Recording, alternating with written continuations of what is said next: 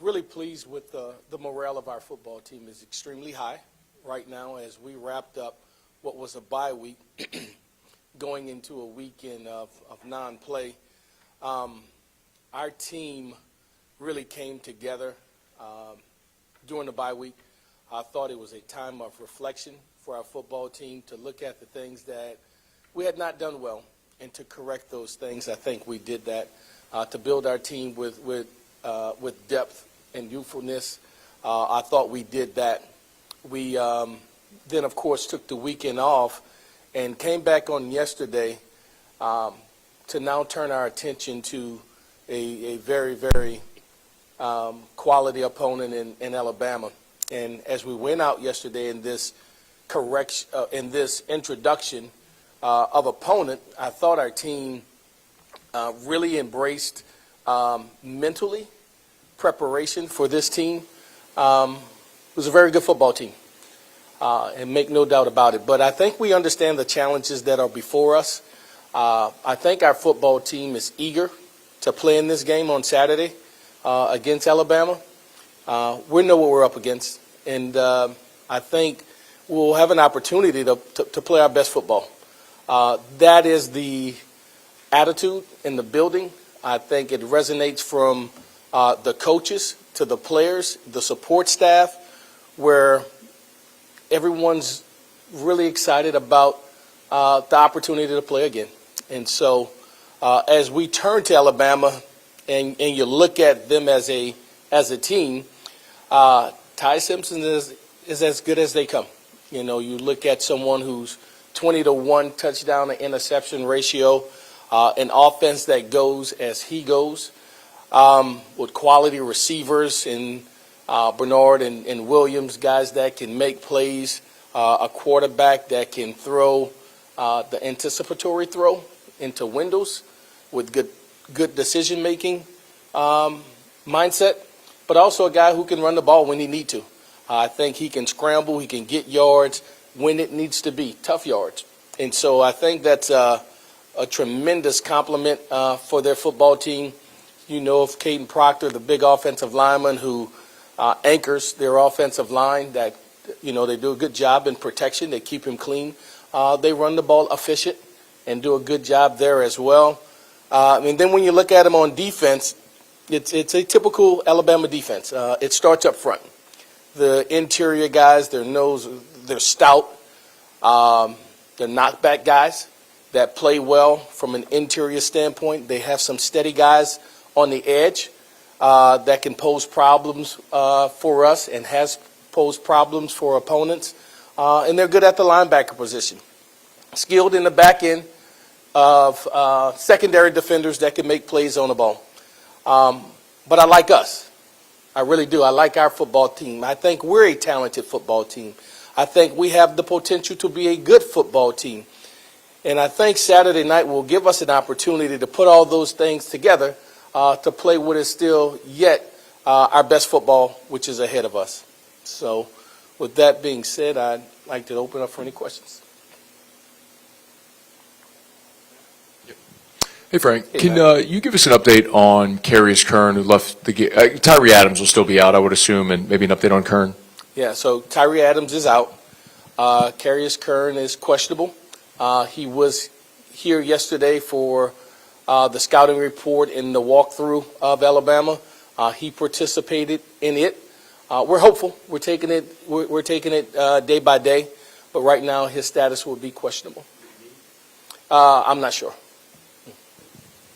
Hey, Coach. Hey. How did your experience at McNeese as the head coach, going through what you went through there? You had, COVID, 2 hurricanes. Yeah. How does that prepare you to lead men at a time where they need a leader? You know, that's an interesting piece you asked there, Jock, because for me, my history has been a startup program. My history has been a probation, COVID, Hurricane Laura, Delta, freeze, flood, get the job in January, play a spring season. And so adversity, troubleshooting is something that we've done. that we've done well. I think we're prepared for this moment. I'm prepared for this moment to lead our football team, to lead our university, and to a better place than what we're currently in right now. I think right now our team is improving. I think we're a better team today than we were last week, simply because the student athlete, the players have bought into the things that we are trying to accomplish. First of all, they've acknowledged this is what we have done, this is what we have not done. And I think that's the first step. Once you acknowledge it, then you allow yourself to be open to constructive criticism, both for us as a coaching staff and for student athlete. And now we can move on. I think we have identified those things as a staff and as a team, and we've made the necessary steps to better ourselves. And so I feel confident in my ability. I feel confident in our staff ability and want to better this team, and certainly our student athletes who are eager and chopping by the bit to be prepared to play their very best. Hey, Frank Wilson here from the Advocate. Do you give just a full injury report, like what weeks, anybody else who might be dealing with something this week that y'all are going to have to monitor? So Whit would be questionable as well. The two questionable guys will be Whit Weeks and Carius Kern. Then we have the Tyree Adams long-term guy, and who am I missing here? That's the only recent long-term guy, right? That's the only recent long-term guy. What's the plan and for Gabe Relaford, of course, is right? long-term. What's the plan for Whit this week? What's the hope? Is he going to practice tomorrow, today? Yeah. Like, what's going to be that? Yeah, we'll get him out there today and tomorrow. I'm sorry, we'll get him out there tomorrow to see what he can do and kind of measure it, and we'll build it as the week goes on based on his pain tolerance. Hey, Frank, you talked about getting the coaches together and kind of looking, right, at what you do well, what you don't do well. I guess how were those conversations? How much last week I think you talked about holistically getting everybody together on the same page, those kinds of things. How much of that was beneficial for the staff that maybe didn't have a voice before that gets to have a seat at the table now? Yeah, we're all shareholders in this, right? We all have stock in this enterprise, if you will, and so I think it was healthy for our staff to give them feedback, to receive feedback. And we talk about it all the time. For me and for anyone else, LSU is bigger than one individual. And so to have the ability to give each individual the autonomy to speak on how can I help you be the best version of you in your room, on your side of the ball. What are the things necessary, offense, defense, and special teams that we have done or that we need to do? And I think it's good, it's healthy when they're able to express themselves and we address those things, because I think now the buy-in is that much greater for the good of the team. Certainly there is still discretion that need to be taken into consideration. But, it's not like we did everything wrong. We did some good things, and we're building on some other things that our coordinators, our position coach thinks are helpful for them to be able to get their group to play at their very best. Frank, are y'all wanting to get Michael Van Buren more involved? And can you also talk about the reaction from your players by bringing in all the former players last week? How much did they take in that as a positive? Yeah, I thought they received it extremely well. And it was an opportunity for our former players. What we'll do on Thursdays, we call it the huddle up. Former players will come back. They'll walk through these hallways and be able to say, hey, that's where Dad position meeting room, and oh, look, that's your grandfather on the 1982 team there. Let's go out to the practice field. I practiced here, and we want our former players just to know that you matter. We want them to know that you're invested and you've earned the right to be a part of what we're doing, and always will be a part of what we're doing. And so it was initially that, naturally, emotionally, I felt a need to allow them to give them a stage to say a few words. They said a few words to our team in the limited capacity, but more than anything, it was the interaction. It was the fellowship that they were able to do, tying old with new to make it present and make sense for our team. And so I thought it went extremely well for our student athletes. I thought it went extremely well for our alumni as well and former players. As far as the quarterback position, as I spoke about, Garrett is our starting quarterback. We do think that Michael brings some special things to the table that makes the defense have to defend him as well. And so we'll look at the opportunities that present itself to him for us. And when they present themselves, we'll take advantage of it. Hey, Frank. Glenn West, 24/7. Just a couple, if I may. Just coming off the bye week, have any players announced any intentions to you guys about potentially opting out of this remainder of the schedule? Has that been any conversations that you guys have had? That has not been any conversation. Okay. And then just, going back to last week, you talked about wanting to run the ball a whole lot more, I guess, going forward.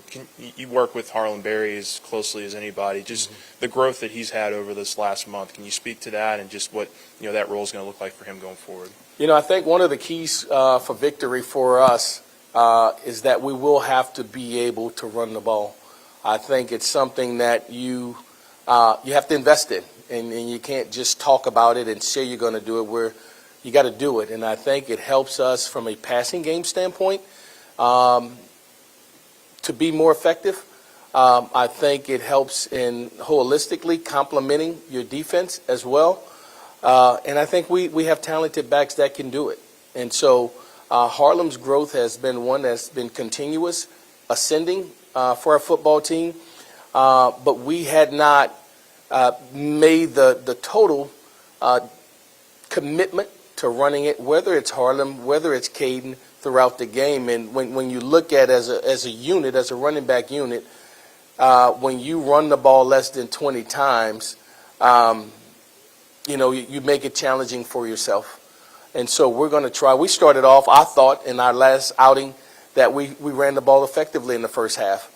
Situation change, scenario change that, we kind of abandoned and went to the pass game. We're going to try to go into this game plan, into this game, intentional on running the ball effectively. And I think we'll be able to turn to both Harlem and Caden in that regard and sprinkle in some Jawan here and there as well so that we're able to run the ball effectively. More coach questions for you. Just the workflow. Is Alex going to stay in the press box? Like, how do you think that's going to work? Will you be on headsets? Will you have some decision making there?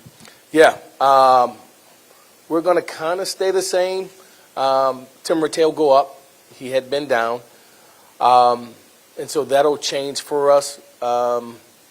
Everybody else will be in the capacity they were in or location where they're in during the game flow. I'll remain naturally on the sideline with game management as the priority during that time frame. And then just the defense. What have your conversations with Blake been like? The defense has obviously struggled the last couple of games for a number of reasons, but just where is his mind at, I guess, throughout all this, and what are your conversations with him? Have they been like? I think he is a very, very talented coach who wants to contribute, who want his side of the ball to excel. And here's what I've said to him: you don't have to do it by yourself. We're a team. We're three phases of a football team, and the things that we need to do to allow our defense to get its swagger back, let's do those things. Let's incorporate these things into a practice setting. One of the things for him was, Coach, I need to see physicality in an inside run drill, if you will.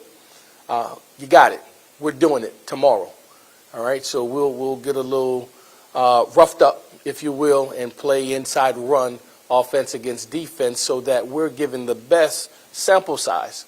It won't be a full-out scrimmage. We're not doing those things in season, but we're going to mix it up a little bit so we can see speed and physicality that when our defense sees it on Saturday, it's not shocking because of the look you've gotten all week has not been realistic.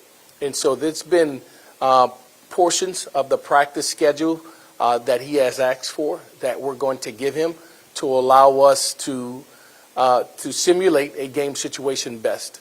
But he's been fantastic. He's all in. The defensive staff is all in, and we're going to give them those things that they need defensively to get their swagger back. Frank, you talked last week about this sort of being the kind of thing that you dreamed of. When did you maybe first in your life dreamed of being in this position as the head coach at LSU in some capacity? And is it something that you would like to give yourself a chance to maybe be considered for the full-time position? Yeah. So, as my career path started, certainly I was in Knoxville before I came here, and old Charlie Baglio gave me a call and said that Coach Miles wanted to visit about consideration in coming back to LSU. And so the reality of it happened then. I had been at other schools outside of Louisiana, but it was then 2009 when I got that call. And so the reality of it hit at that time. And when I came in, he and I visit, Coach did, and we talked about what it meant to coach at LSU. And I shared with him all the reasons why I thought it was the ideal job for a person who was born and raised here. And then the reality of it happened, and it was overwhelming. It was humbling. I was excited to be here at that time. And then, of course, it catapulted me with a head coaching opportunity when I left and went to San Antonio.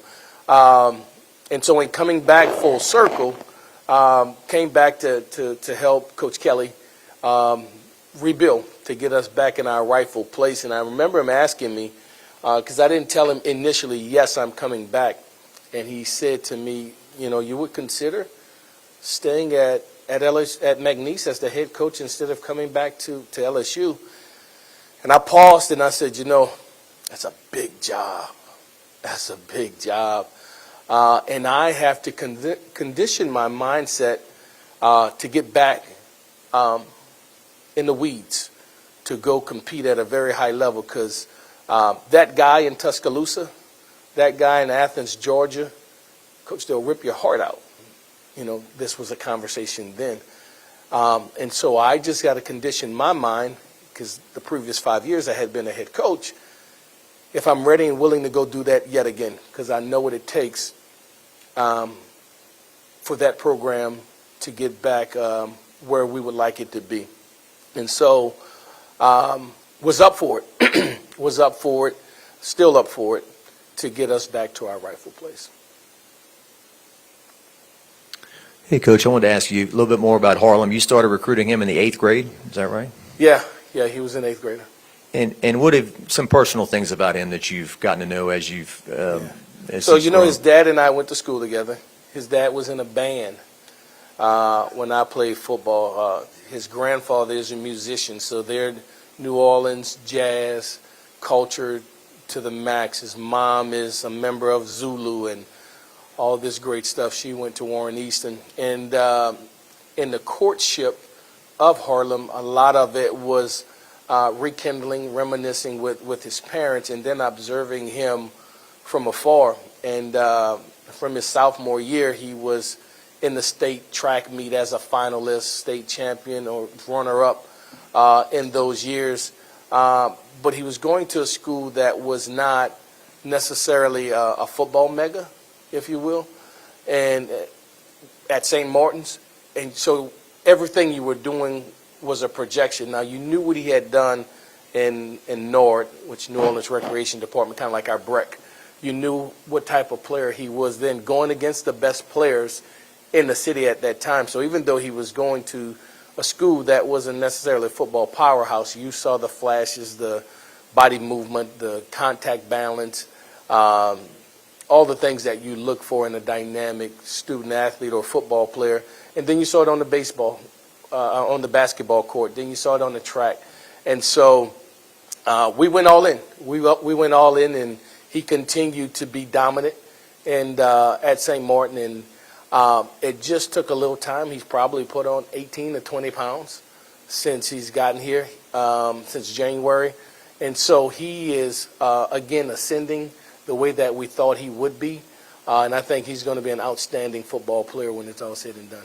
And one more quick thing, is blocking the number one thing young running backs have to learn that keeps them in the game or gets them taken out of the game? Yeah, well, playing without the ball, right? It's if you drew the analogy with basketball, there's some guys who are great shooters or scorers, but how do you play without the ball? Do you understand that pick and how to cut back door and how to jab up front and go back the other way? Do you play good defense? And so for the young player, when he does not have the ball, because they're all ball carriers, that's why you recruit them, but you're not going to always have the ball. And so what does that look like when a quarterback goes to his progression and you have enough awareness to get a great pre-snap read, post-snap reaction, to be in that spot and not in the backfield patting your feet, just looking around with no responsibility? You're already where you need to be. And what looks like a primary, you really are the check down, but it happens fast because of your football intellectual prowess. And so those things start to register. The things that don't get seen when it goes from run to pass, or the protection gets flipped and you were on one side and got to end up on the other side. Playing without the ball and putting yourself in position to be able to attribute to the play design that doesn't involve you having the ball. Just moving a backer or a safety, or catching the ball, or chipping, or blocking, that no one ever sees, that someone, you can get hit and it appears as though, man, the line should have got that. No, that's the backs guy. You got to scan all the way back to get that. And so it takes some time for that portion of the game. They're all natural runners. So to answer your question, the biggest transition is teaching them how to play without the ball and be effective and make a difference in the game. One quick follow-up on left tackle. If with Kerry is questionable, what would be the plan there? We're working on it. We're working on exactly how that would look, whether that would be DJ Chester, whether that would be flopping Weston over. We have a couple of scenarios that we're looking at right now. Probably the most immediate thing would be is to put DJ Chester in at left tackle and do the things we need to do to allow him to play his very best. And then I know last week you were asked about what the initial message to recruits were when you spoke last Tuesday. But how do you continue to build and finish a recruiting class when we're literally, it's 1 month today is the beginning of the early signing period with all the uncertainty? Yeah, so for us, it's the 30-day countdown to signing day. It's funny you would ask that. And so we have a plan, a systematic plan in the responsibility of the primary recruiter, the coordinator, the head coach, and the support staff that will allow us to do that. For an example, tonight for me is to call the 27 class, right? For tomorrow, it's to call the 26 class. I've called all of them already. But then on tomorrow to call them yet again, at least 10 of them again. And then what will happen on Wednesday, we have our power hour where we pass the phone around. And that time is used for coaches, parents, and a student athlete we may have not gotten. The whole key is communication. And so to be able to speak on our behalf and not allow someone to speak on behalf of us is the most important part. When you're void, someone else steps in and say, hey, you hear what's going on at LSU? This is what I heard. Hey, this is what I know. And we tell our committed guys, you don't have to listen to that because you have a direct line to the source. And so we make ourselves available. We communicate effectively with both the student athlete, the parent, and the high school coach, which usually bodes well for us. Hey, Coach, so Alex Atkins, he is in the press box for the game, right? Okay. And is he your closest thing to offensive coordinator, and why didn't you name an offensive coordinator? Yeah, so he is the play caller for us. I think that in the capacity, he had served in the capacity of the run game coordinator. He'll assume the capacity of the play caller in this regard. I thought consistency and continuity was critical. I wanted to keep him with the tight ends so that he could still adhere to that, because you're dealing with 1 to 2 people, opposed to moving to another capacity of allowing. And so for our coaches, you're the head coach of your position room. So Brad Davis is the head coach of the offensive line. Cortez is the head coach of the wide receivers, et cetera, et cetera. And I think when we take that approach, it allows him to call the plays without trying to do more than what's being asked of him, and allow us to be most efficient.